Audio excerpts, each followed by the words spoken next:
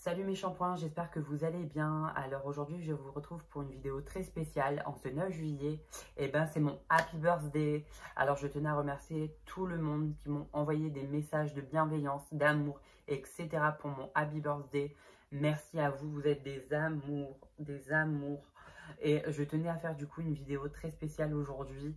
J'ai décidé, parce que ça fait également 2 ans que j'ai annoncé mon homosexualité. C'est une vidéo surprise. Je n'avais pas prévu de faire cette vidéo, mais je vais la faire.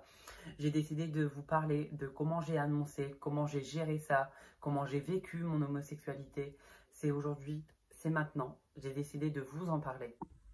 Alors déjà, tout d'abord, avant de commencer cette vidéo, j'aimerais vous dire que l'homosexualité n'est pas une maladie. C'est pas parce que je te touche que tu vas l'attraper. On est avec, ou on se rend compte au fil du temps qu'on est fait pour aimer quelqu'un du même sexe que soi. Ça ne fait pas de nous quelqu'un de pestiféré. Ça ne fait pas de nous de quelqu'un de différent. On est juste attiré par le même corps que soi. Ça ne fait pas de nous des gens malades, tout simplement. Commençons mon histoire par le commencement. J'ai appris que j'étais homosexuelle au collège. Je me sentais différent. Les gens m'insultaient, se moquaient de moi. Du coup, ça a formé en moi une phobie scolaire suite à ce harcèlement scolaire parce que c'était un tourbillon de haine à mon égard suite à mon orientation sexuelle. Du coup, j'ai créé une phobie scolaire. J'en ai déjà fait une vidéo justement de ce harcèlement scolaire que je vous mets en barre d'infos si vous voulez aller voir la vidéo. Elle vaut le détour honnêtement, je raconte mon histoire de harcèlement, etc. Du coup, voilà, j'ai appris que j'étais homosexuelle au collège. J'ai appris à confirmer ces choix-là. On voyait bien que j'étais différent, je préférais la danse au foot, je préférais le maquillage au naturel, je préfère aussi les habits de filles aux habits de garçons, mais je me cachais justement derrière tout ça. Puis quand j'étais jeune aussi, je jouais à la Barbie, puis ça m'a pas aidé. J'ai des cousines quasiment du même âge que moi, donc et j'ai quasiment pas de cousins, donc j'ai été entourée que de filles.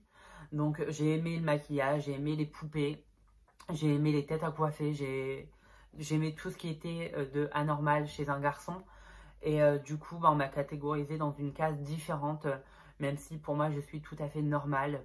Euh, L'amour qu'on porte dans un couple homosexuel ou dans un couple de lesbiennes est le même pour un couple de filles et de garçons. L'amour est le même, on s'aime de la même manière. C'est pas parce que tu es un garçon avec un garçon que vous ne vous aimez pas de la même manière. Bien au contraire, les sentiments sont les mêmes. Et voilà, il y a juste le corps qui change d'autrui.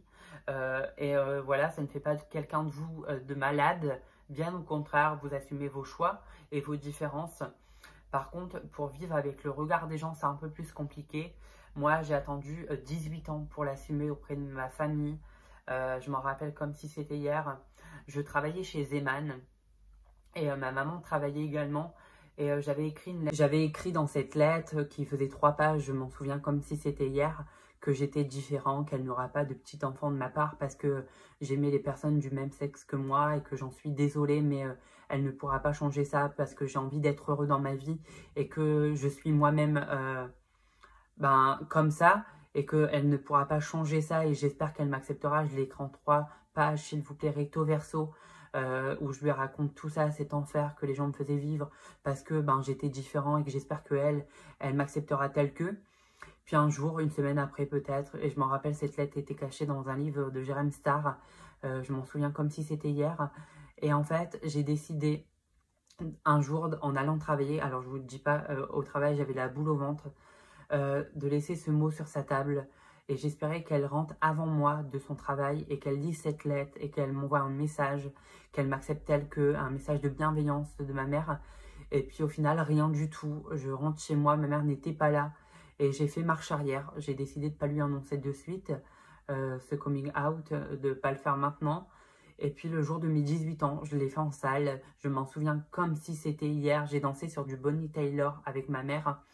Et je lui ai annoncé en larmes que j'étais différent, que j'aimais les personnes du même sexe que moi et que j'espérais qu'elle m'acceptait telle que. Et ma mère m'a répondu qu'elle m'aimait telle que et qu'elle le savait.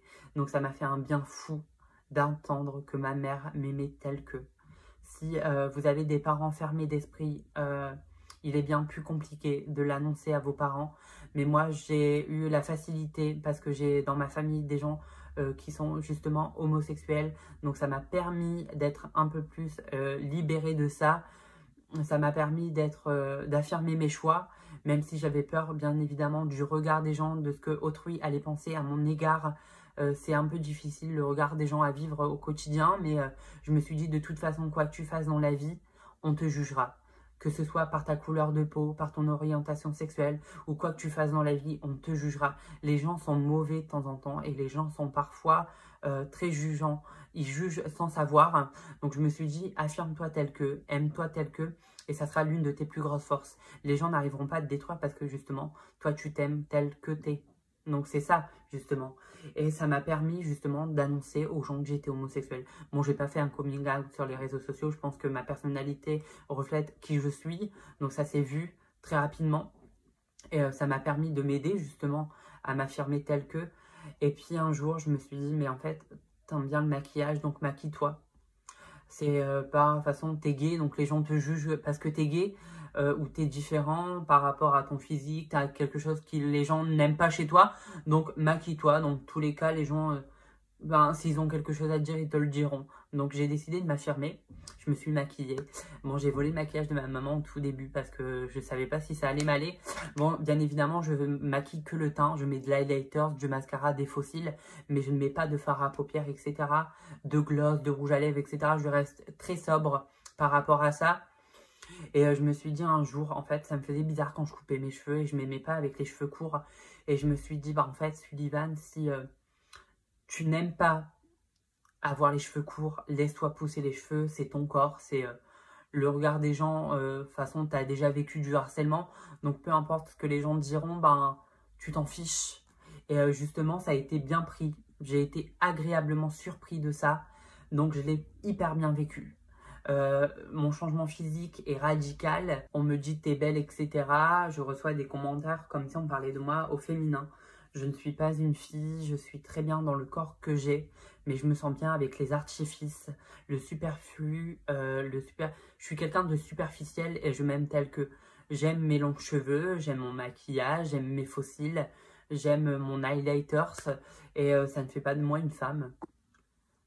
Le message que je voulais faire véhiculer à la suite de cette vidéo, c'est que vous devez taper du poing, vous aimez tel que vous êtes et vous aimez vous-même avec vos différences parce que ça fait de vous quelqu'un d'unique. C'est pas parce que vous allez vous cacher derrière ce que vous êtes que les gens vont vous accepter, bien au contraire. Aujourd'hui, moi je ne vis pas avec le regard des gens. Ce que les gens disent de moi, je m'en contrefiche et je vis ma vie épanouie et heureux. Donc si vous aussi vous êtes différent, assumez-vous, aimez-vous tel que, affirmez vos choix et vos couleurs et vos décisions. Nous arrivons à la fin de cette vidéo. J'espère que cette vidéo spéciale 20 ans vous aura plu. En tout cas, moi, ça a été un honneur de partager mon histoire avec vous. Donc, si cette vidéo vous a plu, n'hésitez pas à mettre un pouce bleu. Si cette vidéo ne vous a pas plu, un pouce rouge. Et n'hésitez pas à venir me rejoindre sur ma chaîne YouTube. Je vous fais de gros bisous.